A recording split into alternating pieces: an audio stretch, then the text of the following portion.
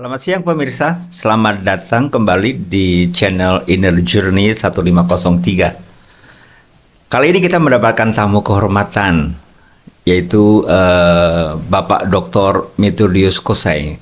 Bapak Dr. Methodius Kosai ini adalah penghubung Komisi Yudisial Republik Indonesia untuk Papua. Selamat datang, selamat siang Pak Methodius. Selamat siang, Bapak. Saya boleh panggil Pak Meto saja ya? Siap. Nah, pemirsa, untuk diketahui bahwa Pak Methodius, Dr. Methodius Kosai ini, dia adalah putra Papua, dan untuk pertama kali penghubung Komisi Yudisial Republik Indonesia untuk Papua itu dijabat oleh seorang putra Papua, dan kita layak bangga untuk hal ini, dan juga memberikan pengharapan yang besar juga untuk masyarakat Papua dan stakeholder dari Komisi Yudisial.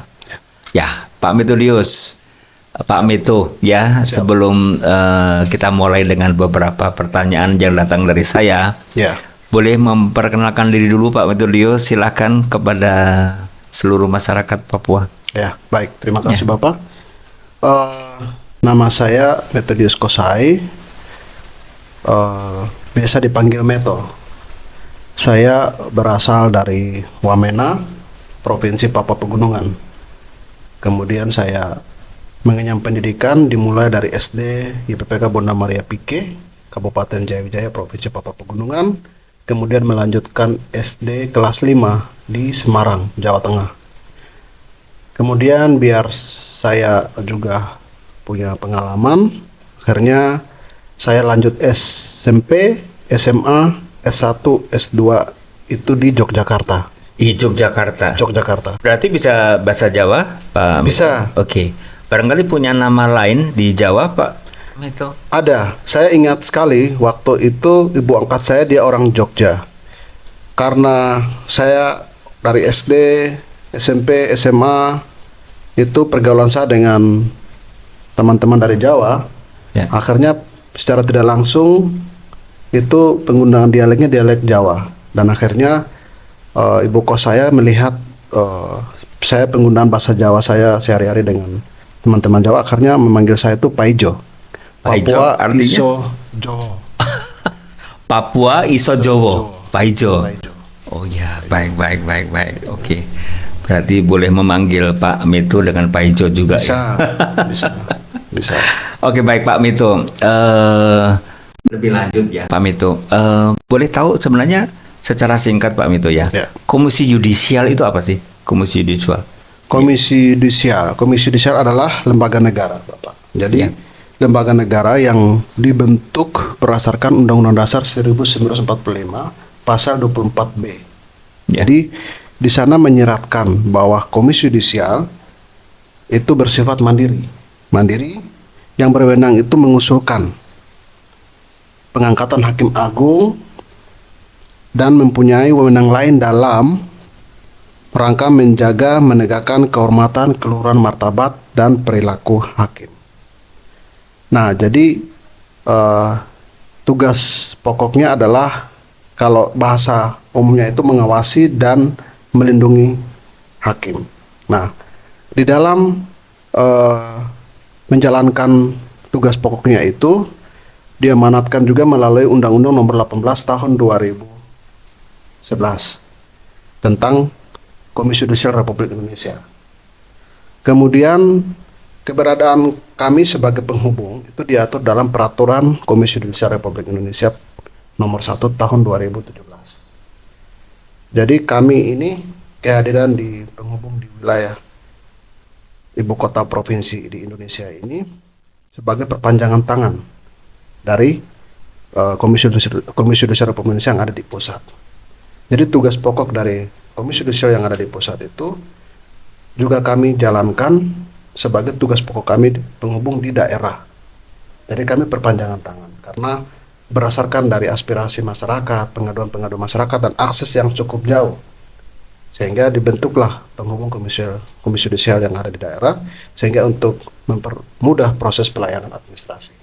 Oke. Demikian, Jadi penghubung ya. Penghubung, Tapi jadi menghubungkan. ya, tapi seringkali saya juga dengar istilah koordinator, istilah ketua, penghubung. Sebenarnya fungsinya sama ya. Fungsinya sama. Ya, lebih suka dipanggil Pak Koordinator atau Pak Ketua? Ya, karena di dalam undang-undang di dalam peraturan KAI nomor 1 tahun 2017 itu untuk kami di penghubung itu dengan nama koordinator Koordinator ya. dan Oke. asisten. Karena Asisten. kami ada 4 orang. Baik, Yaitu 1 orang baik. sebagai koordinator dan 3 lainnya sebagai asisten penghubung Komisi Yudisial. Oke. Walaupun di dalam masyarakat itu biasanya kadang manggil ketua, kadang juga manggil koordinator. Oh. Karena memang ya kami tidak perlu menyalahkan masyarakat karena ketidaktahuan mereka. Ya, ya, ya. Oke, Jadi, baik, baik. Kalau ditanya saya lebih senang dipanggil apa? Ya karena saya adalah lembaga negara yang ditunjuk oleh pemerintah dalam hal ini konstitusi Ya. konstitusi Republik Indonesia, maka koordinator. Koordinator. Ya. Oke, baik. Untuk Papua, ya, untuk Papua, apakah ada Komisi Yudisial untuk Papua itu? Apakah ada semacam tugas pokoknya apa sih yang untuk Papua? Atau wewenangnya apa sih, ya, yang untuk Komisi Yudisial untuk Papua? Ya. Jadi tugas pokok dari Komisi Yudisial di Republik Indonesia dan khususnya penghubung, karena kami adalah penghubung atau perpanjangan tangan dari Komisi Yudisial di pusat, Ya. maka tidak terlepas dari Undang-Undang Nomor 18 Tahun 2011, di mana di sana di dalam pasal 20 itu mengatur mengenai tugas. Nah, salah satu tugasnya itu adalah dalam rangka menjaga kemudian menegakkan kehormatan, keluhuran martabat serta perilaku hakim. Ya. Nah, diantaranya kami melakukan pemantauan dan pengawasan terhadap perilaku hakim. Kemudian menerima laporan masyarakat. Ya. Kemudian juga melakukan verifikasi, klarifikasi, Ya. dan investigasi terhadap laporan kode etik dan pedoman perilaku hakim secara tertutup. Gitu. Kami juga menjaga image atau menjaga image dari hakim itu, karena Oke. itu menjadi bagian yang kode etik dari kami sendiri. Ya. Kemudian memutus benar tidaknya laporan dugaan pelanggaran kode etik, Ya. kemudian mengambil langkah hukum dan langkah lain terhadap orang perseorangan, Ya. kelompok orang atau badan hukum yang merendahkan kehormatan dan keluhuran martabat hakim. Jadi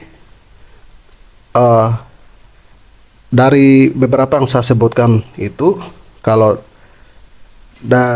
istilahnya secara singkatnya itu melakukan pengawasan dan perlindungan terhadap hakim. Oke.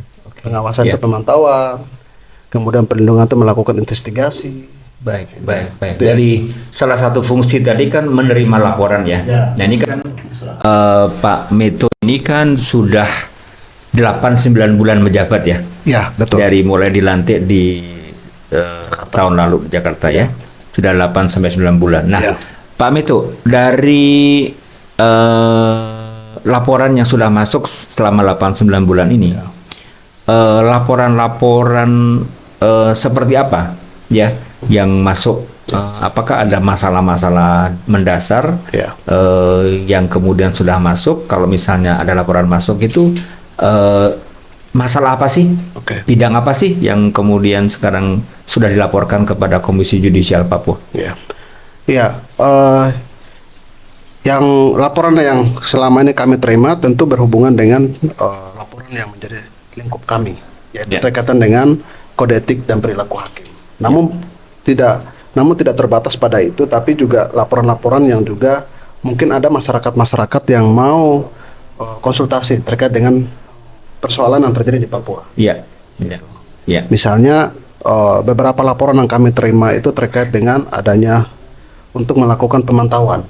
Ya. Pemantauan ini pun berdasarkan 2 hal. Yang pertama itu adanya laporan dari masyarakat untuk melakukan pemantauan. Yang kedua adanya inisiatif dari penghubung Komisi Yudisial. Ya. Inisiatif ini juga tidak sembarangan karena tidak semua kasus kami melakukan pemantauan, tapi kasus-kasus yang menarik perhatian masyarakat. Oh, Misalnya baik. beberapa contoh itu kasus misalnya tentang melibatkan tahanan politik. Nah, Ya. itu kan kasus yang menarik perhatian masyarakat. Oh, Sehingga kami melakukan pemantauan. ya, ya, Kemudian ya, ya. juga beberapa kasus-kasus misalnya seperti korupsi dan Ya. banyak lainnya. Dan itu Oke. berhubungan dengan eh, bidang hukum lah. Tapi Bidang kadang kita di Papua ini kan banyak masalah Ya. dan itu kompleks sekali. Jadi Ya. karena kami tahu dengan situasi kondisi masyarakat yang ada di sana, akhirnya kami pun tidak menjadi kacamata kuda Ya. untuk selalu harus terpaku pada itu. Tapi kami secara tim kami juga diskusi sehingga kami terbuka terhadap siapa saja masyarakat yang mau datang ke kami untuk berkonsultasi atau untuk mau melaporkan atau mau minta pendapat hukum. Itu kami sangat terbuka dan welcome. Oke. Dari yang sekarang laporan yang sudah masuk itu, apakah sudah ada tindakan-tindakan yang sifatnya solutif terhadap kasus-kasus itu, atau kemudian apa yang diupayakan oleh Komisi Yudisial ketika ada laporan-laporan katakanlah ketidakadilan atau apa yang masuk ke Komisi Yudisial? Ya. Apa yang dilakukan atau sudah memberikan solusi apa? Karena penghubung Komisi Yudisial itu sifatnya hanya menghubungkan karena keputusannya ada di pusat. Oh. Jadi ketika ada masyarakat datang untuk melaporkan atau mengadu, itu kami biasanya memverifikasi data. Oh, Gitu. Verifikasi. Memverifikasi data apakah ini masuk kategori pelanggaran kode etik atau tidak. Karena tidak semua kasus itu masuk. Kami kan memfilter semua data-data, memverifikasi. Kalau memang itu masuk kategori tindakan PMKH atau tindakan pelanggaran kode etik, nah, kemudian kami akan proses ke pusat. ya, Jadi setelah itu baru kami melakukan monitoring dan kami follow up. Gitu. oke. Dan Ya, sehingga ya, setelah itu baru tetap kami akan komunikasi kepada pihak yang mengadu. ya. Gitu. Dan Ya. itu ada jangka-jangka waktu juga yang harus perlu. Selama ini cukup lancar untuk solusi itu, atau ada banyak ada kendala-kendala, tantangan-tantangan tertentu, Pak Mito, di Papua? Iya, sejauh ini tetap kami memberikan pelayanan yang terbaik dan yang sedang kami lakukan ini sesuai dengan tugas pokok dan itu Ya. sesuai dengan pelayanan administrasi dan juga walaupun mungkin agak tergolong lama ya karena memang kami ini sifatnya menghubungkan. Ya. Kalau maaf, kalau Komisi Yudisial ini misalnya kalau perwakilan beda lagi. Kalau perwakilan kami decision making untuk bisa memutus di daerah. Oh, Tapi kan karena kami ini adalah sebagai perpanjangan tangan ya, atau sebagai ya hanya menghubungkan, maka setelah laporan itu masuk kami verifikasi dan itu kalau sudah masuk kategori pelanggaran kode etik, maka kami akan mengirimkan data-data tersebut ke pusat untuk memutuskan. ya, Nanti dari ya. pusat yang nanti akan ada decision makingnya ada di pusat. Ya, ya, artinya bahwa masyarakat Papua saat ini ada satu tempat ya, satu tempat atau satu fungsi dari lembaga negara yang kemudian bisa menampung ya, seluruh menampung dan memberikan solusi kalau terjadi masalah-masalah yang menyangkut hukum ya, peradilan ya, dan pelanggaran-pelanggaran hukum lainnya. Ya. Itu bisa langsung laporan ke Komisi Yudisial untuk Papua ya. Ya, itulah makanya salah satu tugas yang dibentuk di penghubung di daerah adalah itu. Jadi membantu proses pelayanan masyarakat. Jadi untuk mempermudah. Jadi Kantornya di mana sih Pak Meto? untuk kantornya ada di Jalan Padang Bulan Ale-Ale di Padang Bulan Ale-Ale di Kota Jayapura. di Kota Jayapura. Iya. Oh, baik. Sana juga mungkin perlu saya juga memberitahukan juga bahwa pengawasan dan juga pelindungan hakim ini dilakukan melalui empat pengadilan, maaf. Ya. Pengadilan Tata Usaha Negara, Pengadilan Negeri, Pengadilan Militer, sama Pengadilan Agama. Jadi 4 pengadilan ini yang menjadi tugas pokok Komisi Yudisial untuk melakukan pengawasan dan juga perlindungan terhadap hakim. Oh, oke, baik. Jadi Baik. cukup luas Ya. Ya. dan juga jurisdiksi kami juga mencakup 3 DOB. Provinsi Papua Selatan, Papua Tengah, dan eh, Papua Pegunungan. Oke. Dan Oke. itu dijalankan oleh 4 orang. 4 orang sampai saat Sebagai ini. koordinator, 3 diantaranya sebagai asisten penghubung komisi yudisial. Maka kami perlu yang namanya jaringan atau stakeholder, Oke. termasuk masyarakat akar rumput untuk mengetahui keberadaan komisi yudisial dan tugas pokoknya. Oke. Sehingga kami bersama-sama mengawal peradilan yang bersih di tanah Papua. Oke. Dan kami tidak bisa jalan sendiri. Makanya kenapa di pertemuan-pertemuan awal saya bilang kepada asisten penghubung komisi yudisial untuk kita secara masif untuk melakukan sosialisasi. Dan itu melibatkan seluruh stakeholder. Jadi tidak bisa berjalan sendiri ya, Tidak bisa. tanpa kolaborasi dengan pihak lain. Tidak bisa. Oke, kalau begitu harapannya Pak Meto sebagai penghubung Komisi Yudisial RI untuk Papua, apa nih harapan-harapannya? Harapan kami itu seluruh masyarakat yang ada di Papua, baik masyarakat yang dari strata menengah atas maupun akar rumput, harus mengetahui tentang tugas pokok dan kehadiran Komisi Yudisial yang ada di Papua. Sehingga Ya.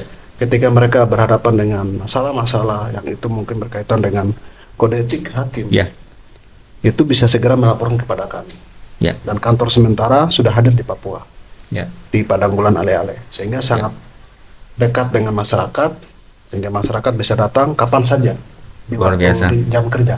Luar biasa. Jadi untuk para pencari keadilan di Papua, masyarakat Papua, Ya. ini sudah ada tempat untuk mengadu nih. Ya, siap. Baik, terima kasih Pak Meto. Saya kira penjelasan Bapak ini cukup jelas ya, cukup jelas, dan saya mengucapkan selamat untuk Pak Meto dengan jabatan ini dan amanah ini. Ya. Dan saya yakin hal itu tidak mudah ya, dan banyak tantangan. Ya, semoga Bapak berhasil, Pak Meto ya, menjalankan amanah ini, dan masyarakat Papua juga terbantu oleh kehadiran Komisi Yudisial Republik Indonesia di Papua. Amin. Ya. Terima kasih Bapak. Demikian pemirsa, ya, perjumpaan kita dengan Pak Metodius, Dr. Metodius Kosai, koordinator atau penghubung Komisi Yudisial RI di Papua. Sampai jumpa untuk acara berikutnya. Bye-bye.